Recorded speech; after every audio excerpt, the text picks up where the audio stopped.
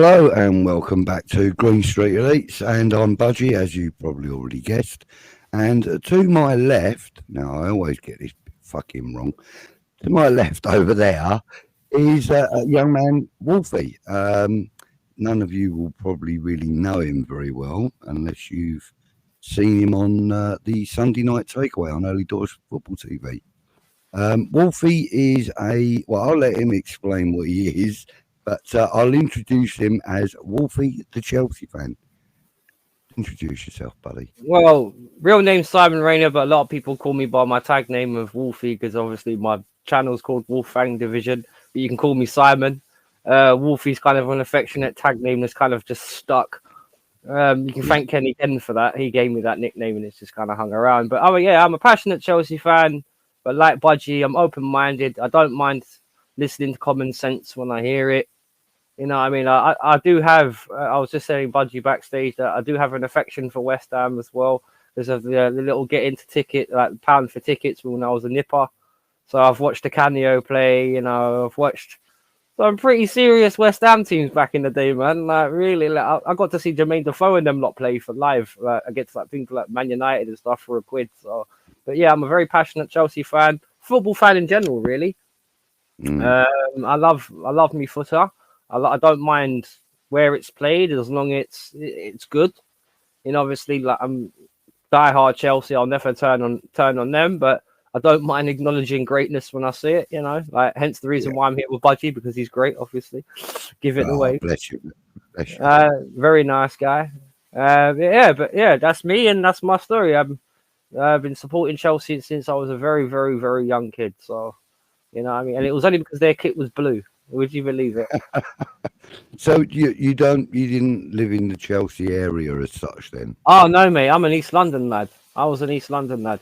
But the thing is, I grew up in a household where it was predominantly Arsenal. So like my dad was Arsenal, my mum was Arsenal, my twin brother was Arsenal. And at first, I was kind of like the nerdy one, you know what I mean? I was more, back in those days, I was more interested in like robots and Power Rangers and all that kind of shit, Budgie. If you remember it, like back in those days. And yeah. But when I hit when I hit about 8, 9, I started getting interested in football. You know, like, and obviously my favorite color was blue, hence the reason why you can see nothing but blue behind you and wearing blue. So I thought to myself, who out of the kits? Out of all the teams around that had a blue kit, there was Crystal Palace at the time, which was claret and red, claret and blue, which wasn't really me because I just preferred a blue kit. And long and behold, there was this team called Chelsea with a pure blue kit, and they had auto glass written on the front of it. And it was just, what was that, about 92, 93? Something like that. Yeah. Wow. And that's how I started. I started watching them, and because obviously this is when we had to watch football on grandstand and match of the day and stuff only. So it was few and far between. But the only live games you got was the FA Cup final. Yep. But the rest you have to get highlights. Unless you win. Exactly that. Unless you were in the ground. Yeah.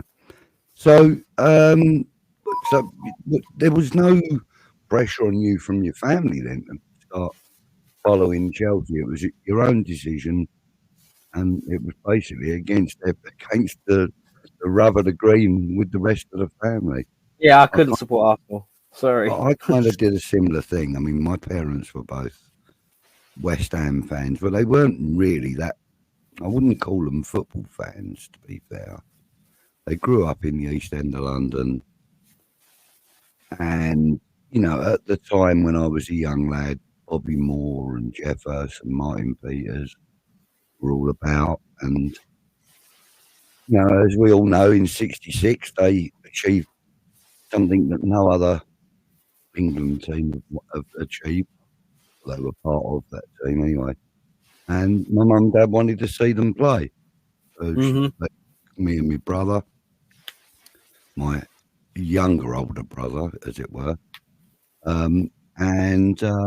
we went to see West Ham versus Newcastle in November of 1966.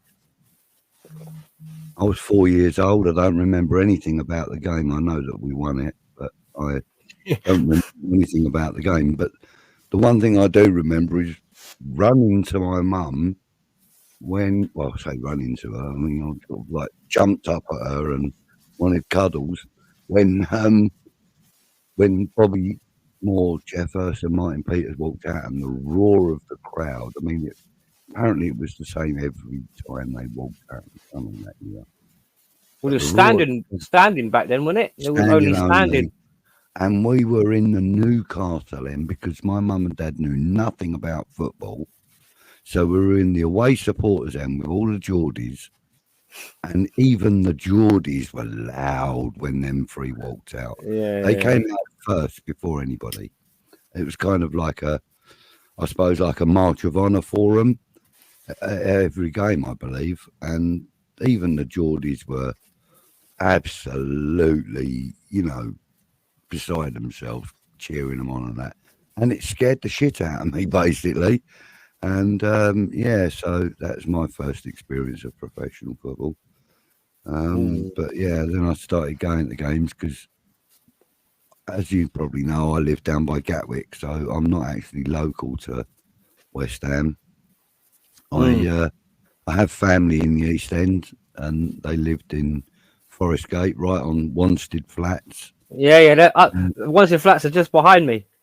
Literally, just there. There's the two tower blocks, and behind it is Wanstead Flats. Right, okay. Yeah, well, I haven't been to Wanstead Flats in years. And that, as I said, they lived Forest Gate side of it. So, Capel Road, you know Capel Road? Yeah, I know Capel Road and Dames Road and all those roads. Yeah. Tilney Road, directly opposite the top of Tilney Road on Capel Road. There's that house, which is the groundskeeper's house with the changing rooms and all that there.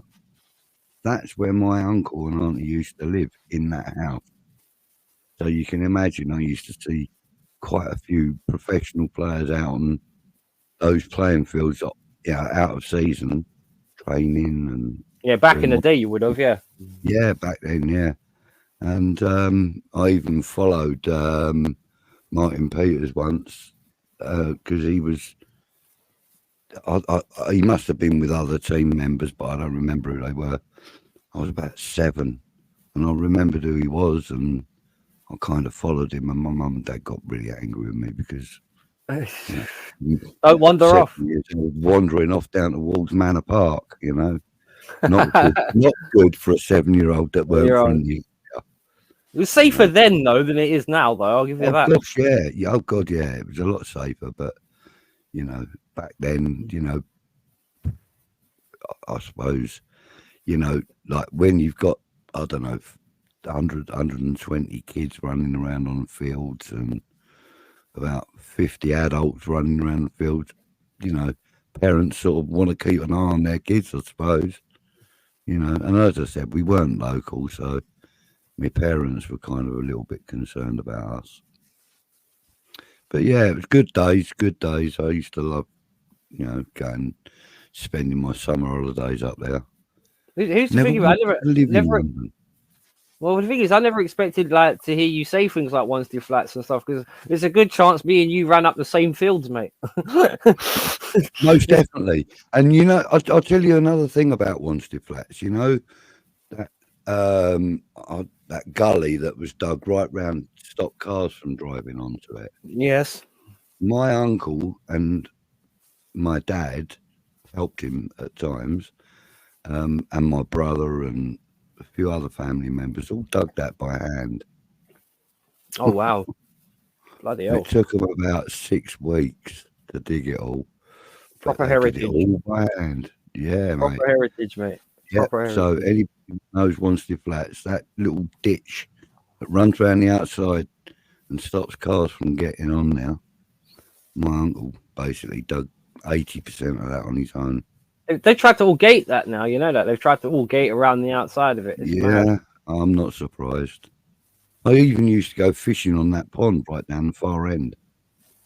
What, the big one? Yeah. Yeah. Oh, God.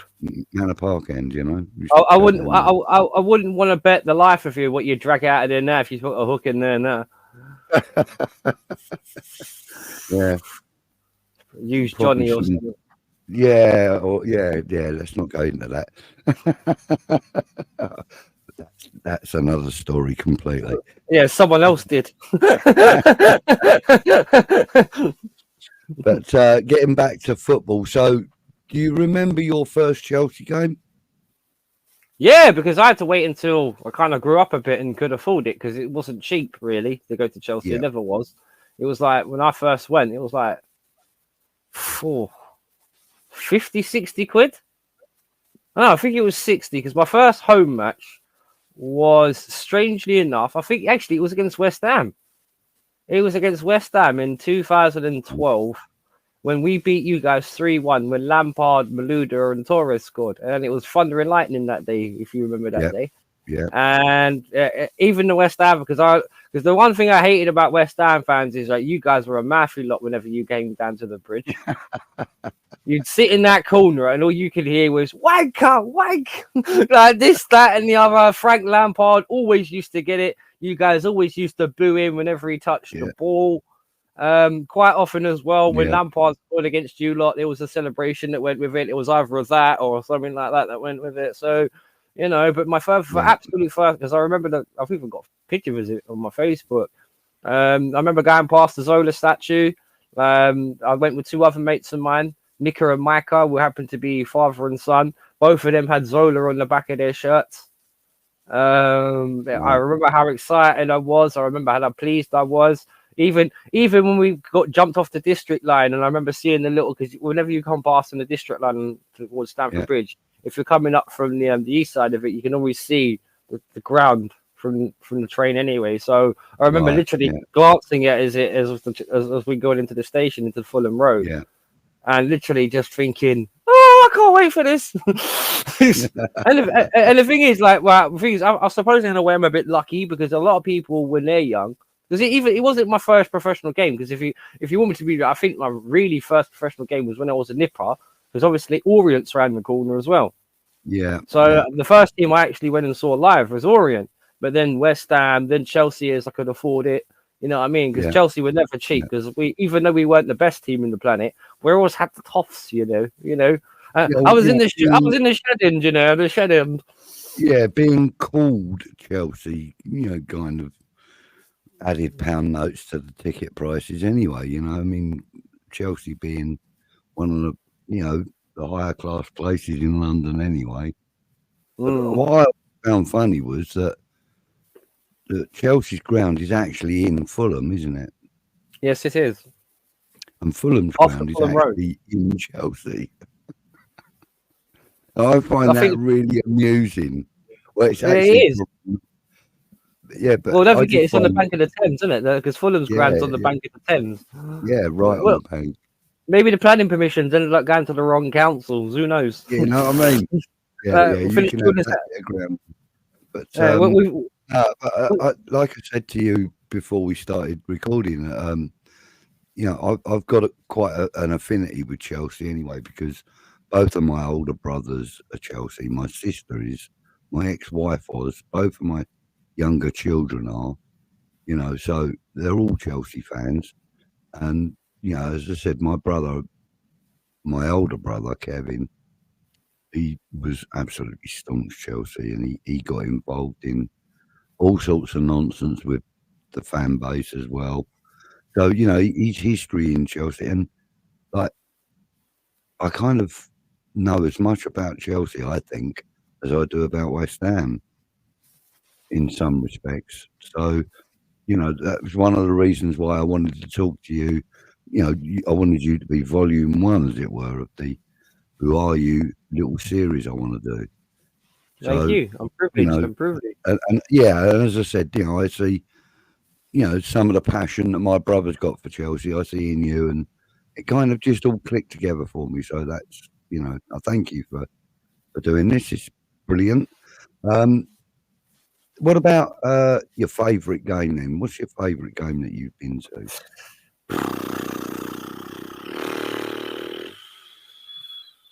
Oh gosh. I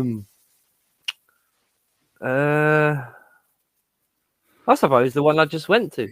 The one I just mentioned, actually. I think my very first Chelsea game, I suppose. Because it was like, because at that point I'd watched my team on and off for about 8 years, and I've never been to a home match. And I'm not being funny. I was old enough to kind of like the anticipate, because it wasn't like how a lot of people were when they first went and saw their teams when they were nippers and mum and dad took me and I couldn't really do anything and I didn't quite understand. I was fully aware of what was going on. I took bloody hundreds of pictures, all useless ones, you know, the street, the step, the emblem, the bubble gum on the emblem, you know, just anything and everything. And I suppose I enjoyed it that more because it's weird, you know, even no matter how old you get, if you know that you like something and you've got time to think about it and you've got time to wait on it, because obviously you book the ticket, you wait a little while, you got to probably wait a few weeks anyway, and then you start thinking about it. Then match day starts coming closer, and a lot of the other Chelsea mates have been going for years because they're season ticket holders. And I've told you, and I'm telling you, when I tried to look up a season ticket list, I'd be waiting for years. I'd literally be waiting for, unless I could find the same at West Ham. Same at West Ham. And if I many season tickets we release, they're sold out, and they don't go on general release.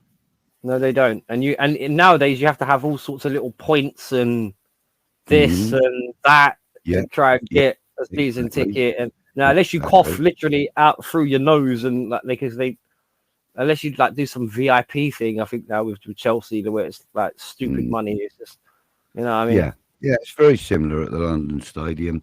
I mean, I'm fortunate that I've got very good friends that can acquire tickets legally. You know, I don't ever go to a tout. I would never do that. You know, A, ticket prices are grossly inflated, and B, these people, you know, are making a living off of charging grossly inflated prices. I'll tell you what, that's thievery. I'll tell you what, Budgie, with the way some of them play ball nowadays, I wouldn't pay to watch that shit. As much as, okay, I love my team dearly, but let's call a spade a spade. If you're older than the age of 35, like me, and you've actually seen proper football, and what I mean by proper football is it was just about playing the game and the match. Nothing else was important. And like, I agree. And when people went on the pitch, it was do or die. Maybe this probably died out maybe late 2000s, but because for me, since about 2009, 10ish, it's not been the same because games are flat. Even back in the day, even when two teams, like maybe a Southampton and a Norwich would win at it, right? They went at it with everything, right? You know what I mean? Like, I think generally speaking, the players back then were better, not because they were better athletes, but maybe because they were braver in the sense of they expressed themselves without hindrance a lot more than what modern players do. Yeah. Maybe that's the pressures of social media. It was more about the movement of the team in general rather than the individual trickery.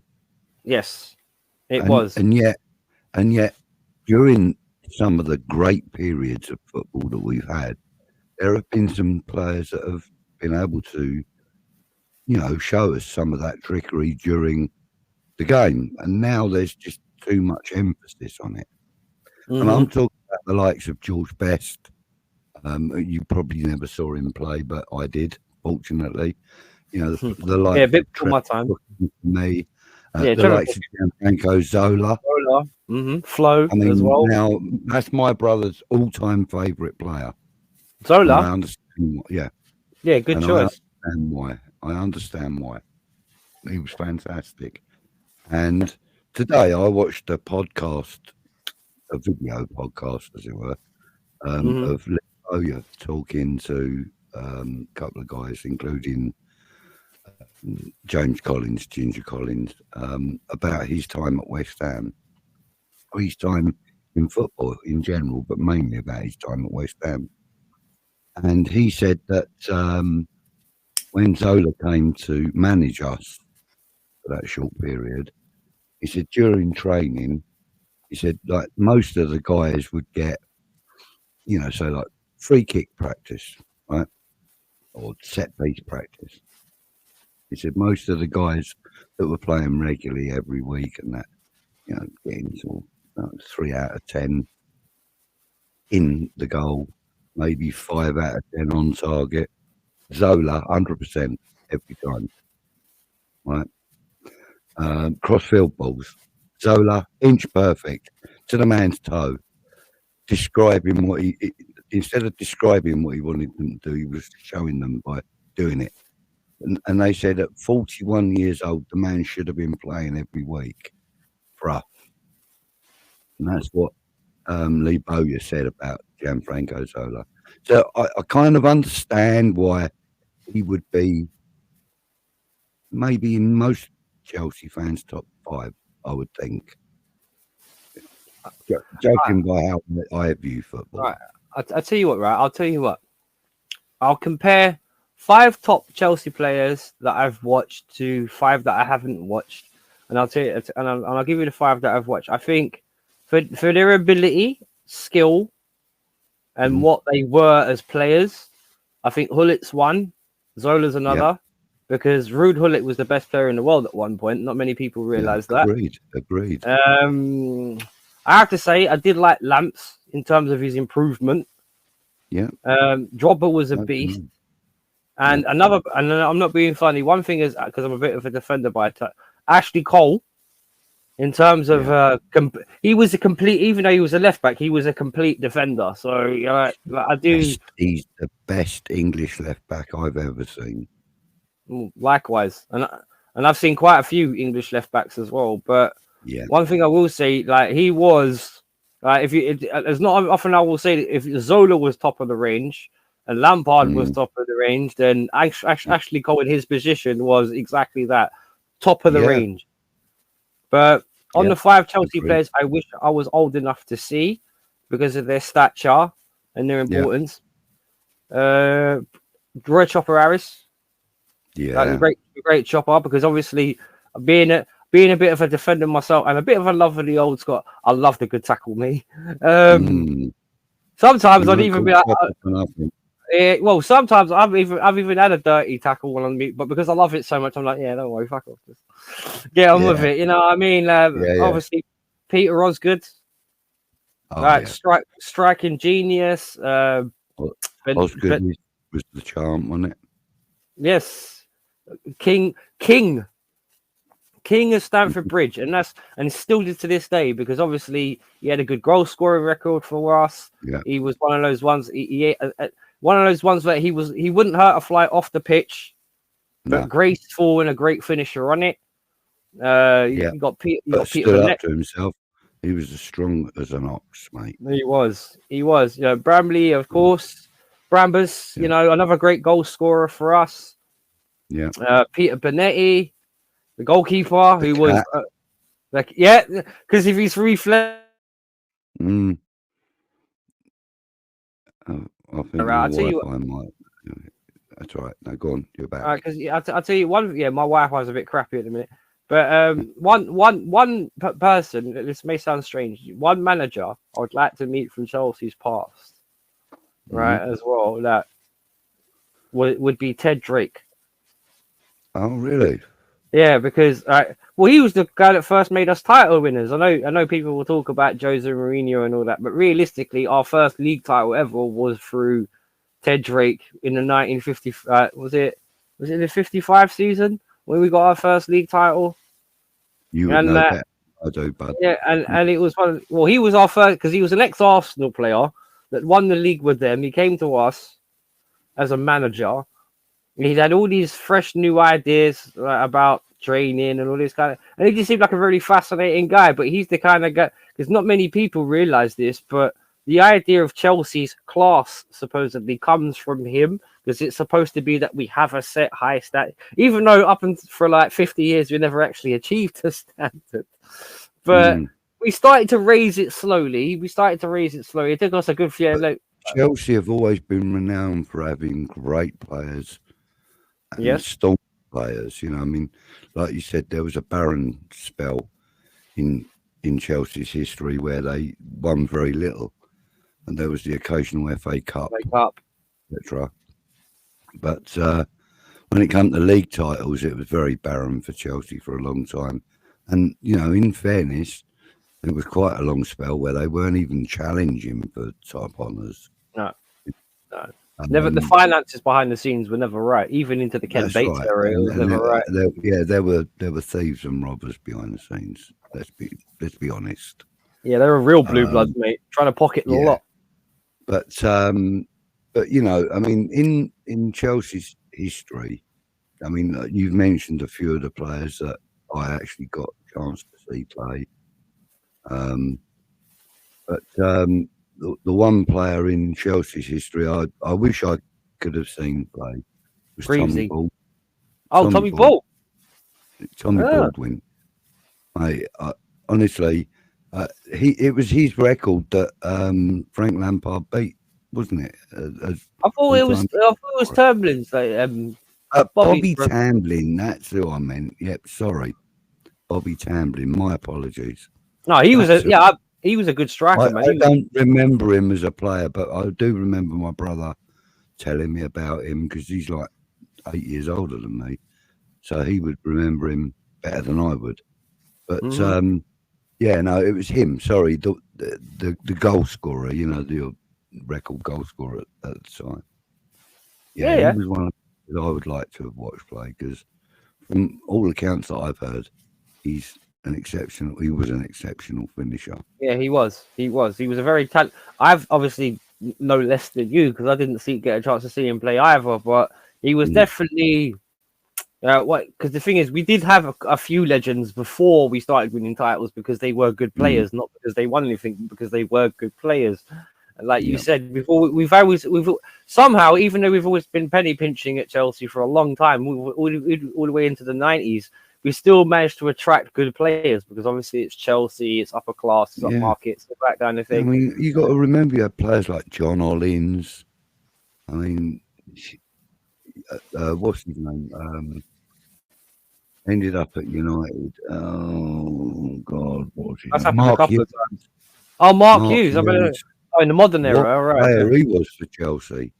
You know, Shevchenko. Yeah, Shevchenko, another great name. You know, Crespo, Eden Drogba. Hazard. I know he came after the money did, but I mean, some fantastic players come through Chelsea. Fantastic. Oh yeah, definitely. Because I'm not being funny. Equally, West Ham have always been blessed with at least one kind of heroic player for us. You know, I mean, like dating right back. You know, obviously you've got to look at Bobby Moore. He was heroic for us. You know, the only England captain ever to win a World Cup. You know, so we'll always claim it. Nobody's ever going to take it off us. Well, I think with Chelsea and West Ham, we both pride ourselves in our academies as well.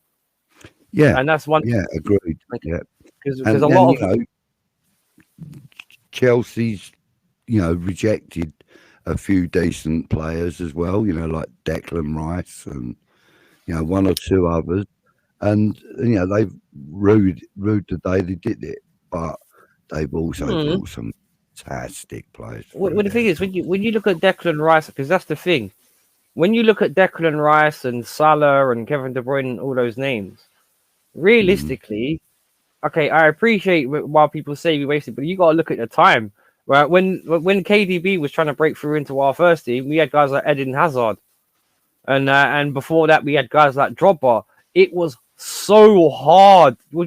A 19-year-old team ain't going to get into a Chelsea team when there's a Frank Lampard or a Deco or a Ballack or like all these other midfielders that we had, because they're simply not good enough yet. Don't get me wrong, hindsight's a wonderful thing. But the thing is, as many talents as you can say we let go, which is true, which we did, because everyone lets go of talent at some point. So willingly or not. Yeah, of course. Yeah, we've been guilty of it. Your greatest goal scorer being one of them. Yeah, Frank. We were just saying this backstage.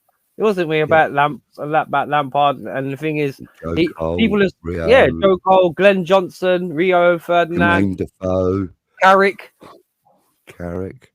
So I mean, what could have been for West Ham if them boys had all been together with the likes of Paolo Di Canio, and Well, they were there for a little while, weren't they? When Di Canio was there, like 2002.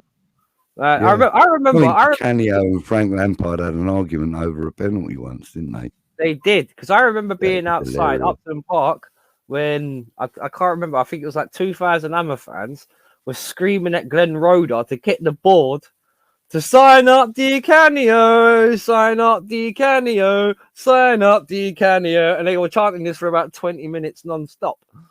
Really. So yeah, it was good as well, because I can't remember, I think you guys are just beating United at home. Mm-hmm. I can't Yeah, I can't we remember got a the habit West of Ham doing game. that to them, haven't we? Yeah, no, but I think you as well, because I think I got in. It's one of those ones I was telling you, Budgie, when I got in for about £1. I think you guys Yeah. beat them 2-1. Okay. And I think I can't remember if it was the Canio that scored the winner or if he got an assist or something. I can't remember. I need to go back and check it, because it's been such a long fucking time. And I mean a long time. We're going back nearly 30 years now. Yeah, but yeah, it was the one thing I love about West Ham, right? And this is the one thing, like, you got to appreciate when you see all the bubbles flying around and they're all seeing, like, it definitely, Upton Park definitely had a feel to it, because it was kind of like Highbury in the sense of the pitch was close to the fans, or if you know, the fans were close to the pitch. So it was literally like you could reach in there and grab it. So it was like a proper old school ground. You don't get grounds like that anymore. It's a shame. Yeah. No. I mean, even like, I mean, I don't know whether you would remember this, but you probably wouldn't actually. You probably never seen anything but a picture of it. But Stamford Bridge used to have a running track around the outside of it back in the 70s. And my brother told me stories of some fans, not him particularly, but some fans like jumping over the little railing and running across the running pitch, and and there being like police officers chasing them around the running pitch and all sorts. Go run laps. Yeah, 100 meters and all that, But yeah, and we're suffering that now. I mean, all right, it's covered by carpet or astroturf, but it is a long way away from the pitch. And I mean, I was at Mark Noble's last home game against Man City when we went 2-0 up, and they then got the 2-2 draw. It was the last home game of the season. The following game was the way to Brighton, the last game of the season. So we'd qualified for the Conference League already. Mark Noble was stepping down, obviously. He was retiring. And I managed to get a ticket right on the corner of the Bobby Moore lower, row 6. I was like basically in line with the corner flag. But I still had to use Zoom on my phone to be able to see the face of the player taking the corner. That was that far away still. It's horrific, honestly. And my usual ticket is in row 63, which is right in the top tier of the Bobby Moore upper. Oh dear. Oh, it's horrible. And like with my health condition, mate, I feel like I'm going to die every time I go up them freaking stairs. Mate, yeah. So, but I bet you don't get me wrong, I'm grateful to have a ticket at all. I'm not a season ticket holder, so I rely on the kindness of others to get me tickets. But no, you go where you can. As long as you enjoy it, and you get a good result. The thing is, I mean, I stopped going mid-80s because family was on its way, and life in general sort of took over. As it does. Yeah, so I stopped going to live games, and I went to the occasional Crawley Town game because it's around the corner, literally 180, 200 yards away from me. But so I mean, that's really the only games I've been to see in any of that time until just after the lockdown. Now, a friend of mine, Happy Amaret, we were chatting in the live chats on other people's, on West Ham network streams and other West Ham streams, and we were chatting, and she asked me if I ever got to any games, and I said no. Anyway, eventually we ended up in the same, I think it was a Discord group, which neither of us ever use now anyway. But we exchanged personal numbers, etc. Started chatting, and she said to me, "Look, I can get you a ticket if you want to come to a game." And at the time I was having a bit of a thing about public transport. A mate of mine whose son had been severely injured in an attack on a train, basically. So I was having a few reservations about going on trains and stuff. She convinced me. She said, "Look, I'll talk to you on the phone from the minute you leave your house to the minute you meet up with me at Stratford Station." So I'm like, fair enough. Mm-hmm. She ain't got to do that, but but true to her word, from the minute I stepped on the train to the minute I met her, which is like about an hour and 10 minutes, she stayed on the phone to me. She just chatting to me on the phone. We were just, because we'd never spoken really that much on the phone before, so we were just basically talking about who we were and things, got to know each other a bit better, and then met up with her, went to the Carpenters, which is, a staunch West Ham pub, and went to the game. It was Crystal Palace. We drew 2-2. Conor Gallagher scored both the goals while he was on loan at Palace. Little sod. But what a good little player he is, though. I do like him. That Cole Palmer, oh my goodness. Cold Farmer, we call him. Cold Farmer. Mate, you've got a monster on your hands there, boy. I'm telling you. We like to think so. We can never we get the pitch if problems on the pitch sorted out. Oh dear. I do like Cole Palmer, but there are some talented boys, because I think Palmer's talented, Conor Gallagher's talented, Jackson in pieces shows you how talented he is. Madwiki's quite talented as well. I think Jackson is probably a really good championship player or an under-21s player. I don't think he's Premiership ready. No, I don't think he is ready. I don't believe that he's ready for the Premiership. But he's hit double figures. Yeah, we've got players like that. I mean, like if David Moyes was to give Divin Mavama more of an opportunity to play, he would have more goals. I mean, the boy is a natural goal scorer. In the PL2, he's probably West Ham's top goal scorer. I haven't looked up the actual figures, but he is, he's a very decent goal scorer. But he's not Premiership ready. It doesn't matter how good you are at Championship or under-21 level, because I think they're both similar levels. So Championship, yeah, and PL2, very similar levels. I think actually the Championship is probably harder. You probably get better players coming through from the Championship than you do from. Well, the idea is they're talented at 21, but they've got no experience. So maybe you're right in terms of the Championship hardens them a little bit. Yeah, it does, and that's why we've got quite a good history, or quite a checkered history, if you like, of allowing players to go on loan to Championship clubs. Sometimes they get their opportunities and take them and do really well, and sometimes they don't. But, no, don't get me started about the amount of loan players we've had. Oh gosh. Yes, exactly. Oh gosh, sums it up perfectly. In fact, one of our loanees that we've loaned in happens to one of my favourite loanees happens to be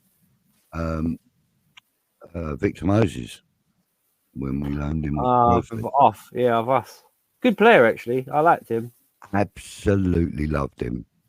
Loved him. Fitted right in. Played to probably one of the best levels I've seen him play at. Similarly to Jesse Lingard when he came to us, last season, season before last. He was incredible for us. Absolutely incredible. How's And the boy had Emerson been doing? sitting on the bench for God knows how long. Emerson, oh mate, mate, honestly, he is the sugar dusting on top of the cherry, on top of the icing, on top of the cake. Honestly, he's fucking superb. I'm sorry to swear, but he is superb. I love him. He's my hammer of the year already. Fair enough. And he's up against the likes of Paqueta and Jared Bowen and the likes of those. And to me, he is. I mean, Mohamed Kudus, great player, but for me, Emerson is reliable. He's almost unbreakable, almost at the moment. Now I know at Chelsea he did have a few injury woes. But he's got over them and he's worked through them. And by being at Lyon, he's kind of not played such a hard game and has had time to heal better, I think. And when we got him to us, he's just been incredible. He's almost unbreakable. Honestly, Simon, he's incredible. Really, as long as you're happy with him. Oh, God. Mate, for me, it's the best 13 million we've ever spent. Well, we don't deal in crap, Well, no, but you did sell us a really, really good defender, central defender in Kurt Zuma. He's brilliant. Yes. He's got no knees left. In the cat kicker. Yeah, mate. Both of his knees are fucked. Both of them. Have a break. Kick a Kit Kat. Yeah, he. Do you know what? He's a really good, strong. Oh, he's a tough boy. He's our club captain at the moment. He's our club captain. He's good in the air as well, Curty. He is a good player. And he scores some impeccable goals with his head. And Mourinho loved him. And a few, tap-ins in the box when he's been up there for a corner or something. But unfortunately, both his knees are fucked, and he can only play one game a week. With a defender that good, you want them every opportunity you play. And, we have to, kind of be selfish with him and just use him for the Premier League. Yeah, you got to manage him. We can't use him in Europe, because, and, it kind of feels weird talking to a Chelsea fan about, oh, we can't use him in Europe. It's like it's the norm. It's not. I mean, this is only our third season in Europe in a row. It's a club history, our club record, and but it kind of feels natural talking about it this way now. Well, yeah, because you're on the up and up. Yeah, but strange talking to a Chelsea fan about it who have got Champions League titles under their belts, and I mean, Emerson, the only player ever to hold all three European titles. The only player in the world. Well, Chelsea have that as well. A couple of Chelsea ex-Chelsea players have got that. But you're right. We're one of seven clubs. Chelsea have never won the Conference League though. No, but don't forget in the original treble, in terms of the 3 leagues, it was the Cup Winners' Cup, wasn't it? That was what would equivalent to the Conference League. Europa. Yeah, then there's the Europa League, which we'd already won, and the Champions League, which we'd already won, all in the last 10 years. So, I know 12 in that one. But also with Chelsea, he also won the European Super Cup, didn't he? We did, yes. Emerson, yeah, he did, yeah. Yeah, Emerson was in that squad as well, And and the Club World Championship. he was also in the Italian World Cup winning squad as well, wasn't Yes, he was in 2008. When did they win the World Cup he? Yeah. last? Was it 2018? Oh, I don't think he's won the European Championship though with Italy. No. They've only won a World Cup recently, haven't they? Because Yeah, I've seen him. I've seen him win a couple of World Cups.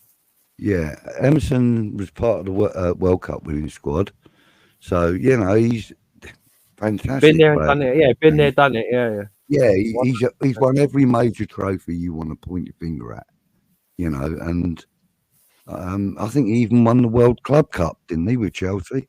I just said that. Yeah, he did. I think Yeah, so. yeah, sorry, yeah. Lukaku scored the head. Lukaku scored the header. Yeah. And so I think he was. Yeah, I think he was. That in a pub called the Game Bird. That was in Hawley. Yeah, that was. I was watching that with my brother. That was a good game. That was. And Lukaku nodded in the winner. No, tapped in the winner actually. Yeah. But yeah, the thing is, Emerson was always one of those guys where, if it wasn't for because we had Aspie Quetta at the time. If it weren't for Ashley Cole, Emerson would have probably stepped right up. Well, the thing is, Emerson was after Ashley Cole because I think who was our left back after him? Because we put Aspie at left back for a long time. He was kind of like, and he was heading towards his captaincy then. And I'm not being Aspie Quetta. One thing I will say, as an out and out defender, he was arguably better than John Terry. So I will say this: it's the same old when you're a young player and you come into a team like that. Sometimes who you're up against are just too good at that time. And sometimes you just got to move on and get first team football. It happens. Yeah, I agree. Excuse me. You're right, then, so, mate. Yeah, sorry, I've just had this cough for a few days and it's getting on my tits. Yeah, and smoking. Don't help. Yeah, so, well, it's been really, really interesting hearing about how you chose your chosen team. I mean, like, because it was blue. I'm sorry, I've got to go back to that. I quite like that because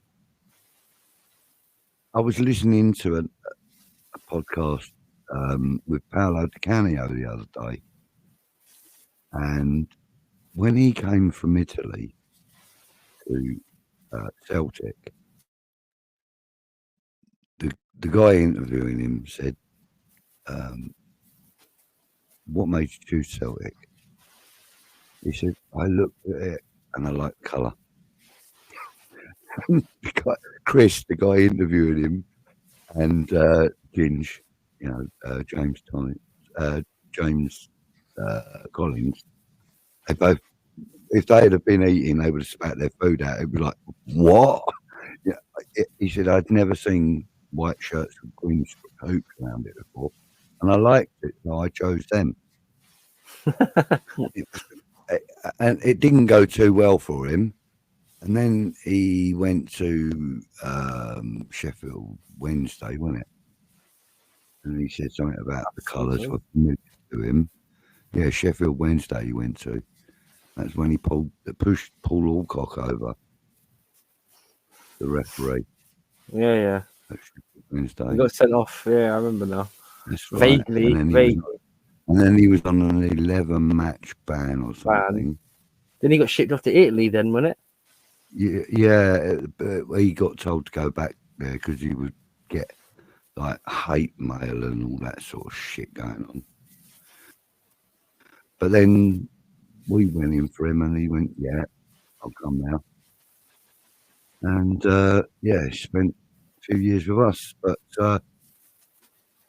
yeah, it's just the way things go sometimes, you know. Well, the thing is, when I was a kid and I started supporting Chelsea, it's silly things, isn't it? You don't really think of it like, oh, the area in it. You just, with a child's imagination, oh, it's blue. That'll do. Yeah. You know what I mean? Like, it's that simple. Yeah. Like, it's funny, but some of the mad things that have gone on, you know, I mean, I've listened to a few ex-player interviews and stuff, and like they would say, oh, yeah, we met at services on the M4 and signed the paperwork, and then I followed them to the ground. You think, what? You did the business in a bloody coffee shop or services on the M4 or the M36 or wherever. That's how they did it back in the day, though. That's how they I did know, it. mate, but you know what I mean? It's like, flipping hell. They used to go. They used to go They knock could on have the been players' doing- doors. You remember Yeah. that, Budgie, back in the day when the manager used to go see a player They- at home? Knock, yes, knock, they knock. Yeah, well, you know, Brian Clough, he's quite famous for inviting people to his house. Come Mackay, and have a when he- cup of tea with Dave me and the Mackay. missus and blah, blah, blah. And young yeah. man. Yeah, Stuart We- Pearce was the one that I recall telling a story about him doing that because he played for him at Forest. And God, what a side that was in the day. I'll tell you what, Under him. Cloughy, that's my favourite manager of all time. If Is you it? look at what, yeah, and I'll tell you why. It's not just the fact of not many people realize this, and he's not going to get a lot of credit for it, and he should get more credit than what he probably deserves. If you look at how people try and make winning clubs now, in terms of how Pep Guardiola has gone to City. Now imagine, okay, he didn't get the longevity at maybe Derby that maybe Pep Guardiola did at City, but it's one of those ones where he literally built two clubs from the ground up. And he did in Derby County and Forest. Now, Fergie gets credited for doing that once with, bringing Man United back to winning ways. Pep, it's the fact of the guy. He took a team from the second division to back-to-back champions in Europe in 4 seasons. So second division, they're in the second division. Fast forward 4 years, they've already been champions of Europe twice. The level jump is just ridiculous. Astronomical. It's literally stupid. Can you imagine Leicester getting promoted now into the Premier League? All right, they win the Premier League in their first season back, and then they win back-to-back Champions Leagues. That's the context of how it'd be described now. You can feel like that would never happen now. Well, that's what people said back then. Yeah, and he did it, and he did it twice with Derby. He did it with Derby at first because he made them league champions, and when he had the infamous resignation, the infamous I'm going to quit, and he was at the ground and all that kind of thing. Even the player, how many clubs have you ever heard of, Budgie, where the players refused to play because the manager was sacked? Do you know what? It's probably the only one I can put my finger to. And then he went off and did what he did with Forest. Obviously, he had his go at Leeds as well, but I'm not being funny. The term he was the architect of his own downfall at Leeds because the infamous.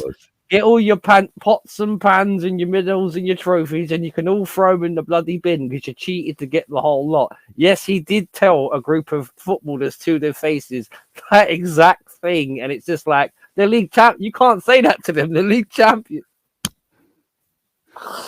He didn't endear himself very well, and it was just it was never going to work after that point. But obviously, he had his Forest years, so. But it's just the charisma. Well, whenever anyone, because don't get me wrong, I've heard managers talk, but even nowadays, in your young man, if you're going to come and play for my football club, son, you got to put all your effort in it, and you got to try hard and play for the shirt. No half-ass measures here. Don't be a shit house. Yeah, shit house. That's his infamous name for Mark Crossley. But the thing is, it wasn't just the fact he was a good manager. He was a good people person. Because if you actually hear about all the good stuff, like Mark Crossley, for example, when he famously gave Mark Crossley his daughter's car because his daughter didn't want it. Yeah. So there's an 18-year-old Mark Crossley walking out of the Forest training ground, and he's got a brand new XR3i. This is back in the day, and I'll tell you what, Budgie will tell you. Back in the day, XR3s were the shit. They were, mate. They were, mate. They were. Yeah, they were the Focus RS of the day. Yeah, they were. That was. And the fact it was a convertible, and at 18, can you imagine that, Budgie? At 18, having a brand new motor like that. No, I can't imagine what it would be like to have a brand new motor at 18. No, but yeah, I know what you're saying. It's like mind blowing. But Yeah, exactly. that's the sort of thing, though. I mean, he loved Mark Crossley, didn't he? He was like, he kind of took him right under his wing, proper right Well, I hand think man. all of these players loved him, really, when you think about it, Yeah, because he's the kind of guy yeah, he's like Marmite. You either love him or you don't. If you don't, then you don't yeah, play for him. So you have to love him to yeah, tolerate him to a degree, especially the yeah. later And years when it went wrong. Stuart Pearce always speaks most highly of him. I mean, Pete. There's a peak that managers can get to, and I think there's only certain managers that can reach that peak.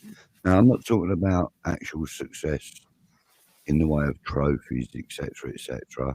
I'm talking about the way they can connect with the players, the fan base, and the greater public, if you prefer. Yeah, the Right? Klopp's the best example of a modern Brian Clough. Klopp would be because he connects with the Liverpool fans and the city and all that kind of. Excellent. Yep, brilliant. And like the one that I was going to mention in West Ham's history would be John Lyall. Yes. And like in Chelsea's history, it would have to be Jose Mourinho for me, because I think he connected with just about everything in that club, and he made that club tick for the first time he was there. Well, the thing is with Jose, he had that kind of us against the rest sort of mentality, and it kind of suited us because when we exactly.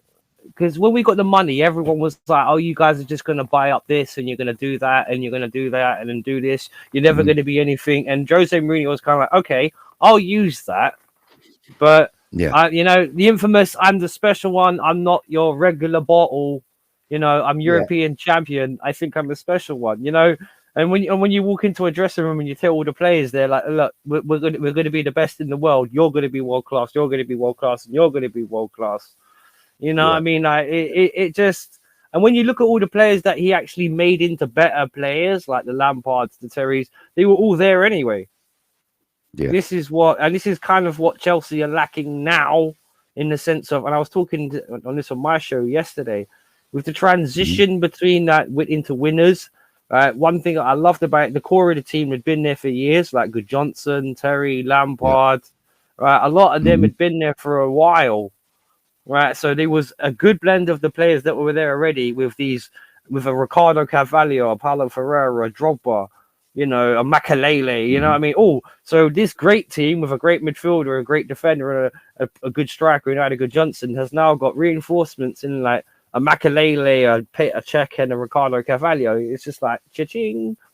And he knew players he could trust. That's what helped. What did you think of Michael Essien?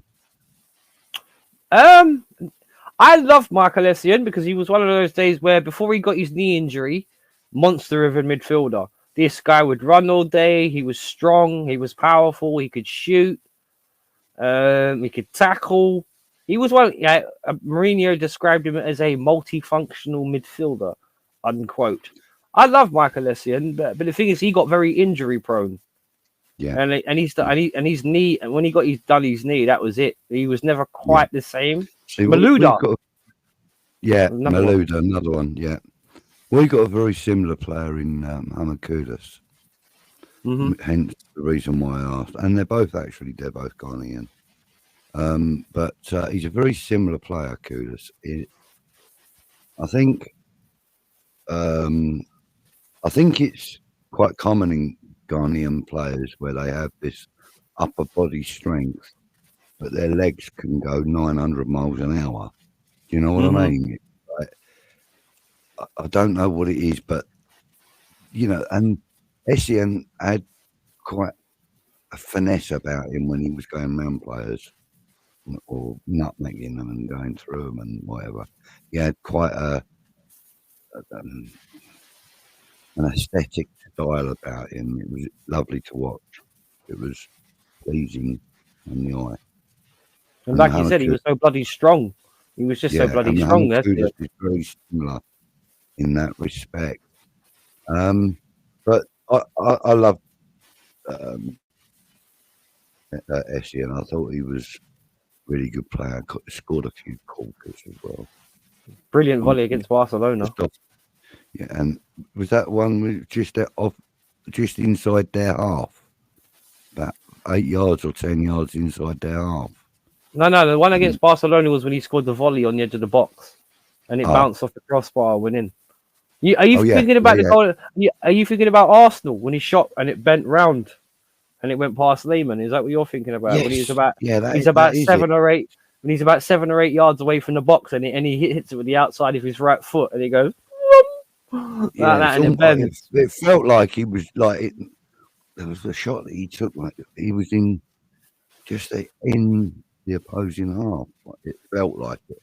Maybe that is it, but I just remember him. He used to be able to really connect with the ball, and once he did it, it stayed it. You know. Mm-hmm. Yeah, you're right. You're right. I liked him, and I also liked the other Malouda, the other guy you mentioned. I liked Florent Moody. Well. He's a good player, good attacking midfielder. Him. He had a good relationship with Drogba and Anelka. Good. So when the three of them played together, they normally cause chaos. That French connection, if you like, because they could. Because obviously Drogba played in France as well. So yeah, we had tiny little players, man.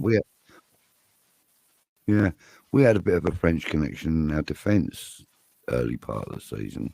Zuma and Gerd. Not Gerd. Well, Gerd does speak French, I believe. I think he does. But Areola, the goalkeeper, French. You know, so it was quite nice having players in front of you that understood your home language, you know, or your natural language. Well, it's a good way they can talk, isn't it? You need that. Yeah. You need that. Communication between players is vitally important throughout the whole of the team, but most importantly in defence. Yep. You know? I mean, I started off playing my football as a left back, actually. But that was really mainly because nobody else wanted to play left back. So can't score goals at left back. Yeah, but I proved you could. Oh, there you go then. There you go. In my first game playing for them, I sort of followed the ball a bit and came to me and I hit it, and it went in. Look at you. It didn't happen for a few months afterwards, though, I've got to be honest. The manager kept saying to me, "No, you're a bloody left back. Get back in your position. Otherwise, you'll be left back at the changing room." You know what I mean? But I moved from there up into midfield after that. Once I'd got to about 13, 14, and I kind of really knew about the game, then I moved up into midfield and played basically a number 8. That was my position. And learned to use both feet because of it. Yes, you need to use both feet, especially in midfield. Because you never know when you got to shift feet quick. That's always a good skill. I'm predominantly a right-footed player, but I scored my best ever goal with my left foot. So. Oh, what was your best ever goal? Well, I was storming down the left wing with another player with me, and I played a 1-2 off of him, and he played it a little bit long for me. So I hooked the ball, and instead of getting it into the box, it went right back to the defence. It was the shittiest piece of football you've ever seen in your life. So I started trotting back towards the defence, back towards a more defensive position, and I saw the ball going out to the right, and I took a run. The right winger saw me taking this run, hooked the ball over, and I was just on as the D goes off to the left-hand side of the goal as you're looking at it, where the D and the box meet. I was there when the ball dropped onto my left foot, and I hit it so hard it actually broke the goalkeeper's little finger. Mm-hmm. It was fire. Budgie Honestly, Carlos, it was yeah. grateful. Well, mate, I don't know. But it I was just see just. it. I mean, I see it as sort of like like an Andy Carroll kind of smash into the goal. Other people would probably say it's more like Mr. Bean, but in my head, I was Andy Carroll for that moment. It was just my favourite goal that I've ever scored. It was brilliant. I mean, I didn't score that many goals, but I did have a few. Well, when you did, they were crackers. Was that what it Some said, of them, right? I've had a few tap-ins. Oh, you scored tap-ins as well? Pushed the goalkeeper into the net once and got it given. Get in there, yeah. I went down like that with my head and pushed the goalkeeper into the net. And he said that the ball wasn't in the keeper's hands, but it was. The referee said, no, I'm giving the goal. You better mind the ref don't watch that. He goes back and changes the decision. You know what I mean? No VAR back then, mate. Lucky to have TVs, let alone VAR. It was VCR. Yeah, give us a week and we give you a decision. You know what I mean? Checks in the mail kind of thing. Yeah, Yeah, PO box, blah blah blah. But, and yeah, have a look on television on Sunday. Don't contact us, we'll contact you, sort of thing. Brilliant stuff. Look, we've been going for just over the hour, so I don't want to take up all your evening. I know you've been working tonight, Simon, so I'll let you get yourself off and do whatever it is you got to do. Have a shower, mate. Thank you. Yeah, I want to thank you for taking time out to have a chat with me. It's been a real pleasure. Really enjoyed it. Got to kind of know each other a little bit. So now I can't exactly say, who are you anymore? No, I'm Simon. And I know who you are as well. Thank you for having me, Budgie. It's been a treat, man. And it's nice to know someone that knows Chelsea prior to 2002. Because this is one thing. This is one thing I have to say. I do find when it comes to there are other Chelsea fans, but when I talk about original Chelsea, a lot of people kind of draw a blank because they never watched it. But now let me throw a few names at you then. All right, Peter Houseman. Yes, I've heard of him. Okay. I can't remember I don't know everyone you're going to mention. Yes, I remember. Wasn't he a winger? Yeah, I think he played number 11 for you guys, so left wing. That yeah, would have been back then. Yeah, by the way, on him. I think I know who you're talking about. He had helicopter arms after he took the throw. He used to spin his arms around, and he had a long throw. He couldn't get it into the box from the halfway line. That's how good he was. We had some guys. And back then, there weren't many that could do that. John Hollins was another good. Yeah, John Hollins. He was a midfielder, wasn't he? Yeah. Played number 4, but he was more of a sweeper kind of player. But he had a cracking shot on him. Good tackler. Really good tackler. Because I think the first Chelsea squad. Hang on, let me see.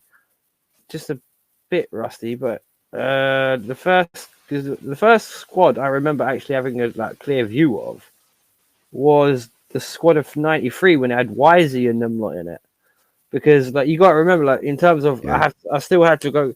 Hang on, I can't remember. Hang on, let me tell you the first team squad. Because this is when we had Frank Sinclair in this lot and them lot. Yeah. Here you go. Do you remember Gareth Hall, Kevin Hitchcock? How can I forget about Steve Clark when he played with us. Well, Gavin Steve Clark, funnily enough, managed Crawley Town for a little while. He did, and he managed. Didn't he manage Rangers or Celtic as well? So, Rangers, right?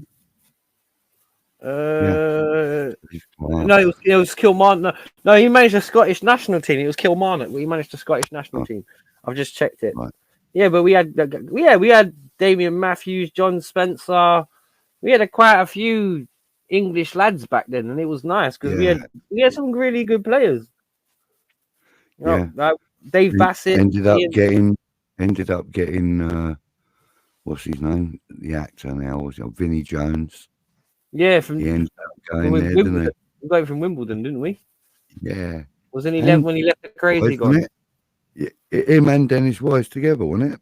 I think it was him and Dennis White because that's Yeah, with because they were part of the crazy gang the that gang together. Yeah, we played were. I think we Liverpool bought in both the of FA them. Cup final.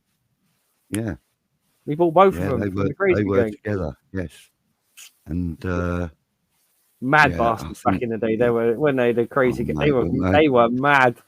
they were brilliant. Dave Besant, the goalkeeper, you Yeah, also had. yeah. I You just said got it. him But from them as well. yes, we did. I'm sorry. It was. Yeah, it's all right, dude. No problem, no problem. But yeah, right. I'll tell you what. Anyone who sees this, right, and you want to see a combination of dirty football, go and watch back in the day Wimbledon, late 80s, early 90s, with somebody Vinnie Jones standing on people's feet for corners and stuff like that, twisting the infamous nut twist and all that, and proper like blatant like stepping over them via a tread on their thigh or something. Right, yeah.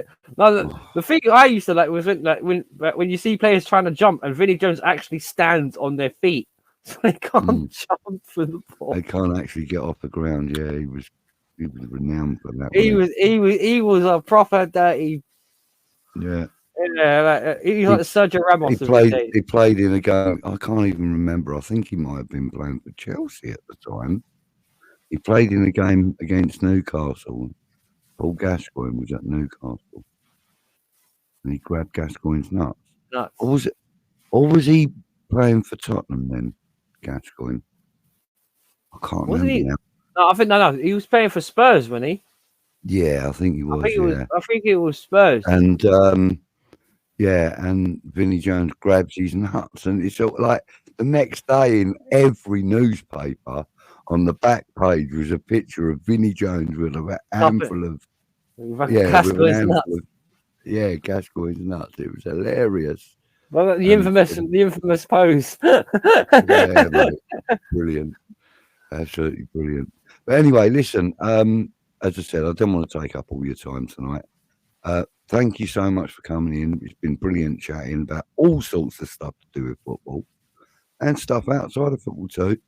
We'll have to get together again, and I will repay the favour and come in and do something with you. Yeah, please. Give me a shout when. And listen, guys, I will put the links to Simon's stuff in the description of the video when it goes out. So please be sure to go across and click on these like buttons and joins and all that computer jazz, subscribes and share the love, show the love. All right. So the privilege was all mine because this guy's a top dude, and he's been very kind to me ever since he's met me. So definitely give Budgie a like and a subscribe as well if you happen to be casually breezing this. You know what I mean? He's a very nice guy, and he's been very, very, very kind to me, and I appreciate it. And he's welcome on my channel anytime. Bless you. Thank you very much, and hopefully I'll see you again on the Sunday night takeaway on Early Doors Football TV. It depends if we have a good result or not. I might have to hide. Yeah. Well, you know, don't worry. You'll have a bit of moral support. I'll give you a bit of moral support, mate. Yeah, I'll cry on your shoulder, mate. Yeah, no worries. Yeah. No worries. All right. Well, look, you take care, and we'll get together again real soon. And until the next time I see you guys and girls on Green Street Elites, it's a goodbye from me, and we'll see you soon. Take care. Who are you?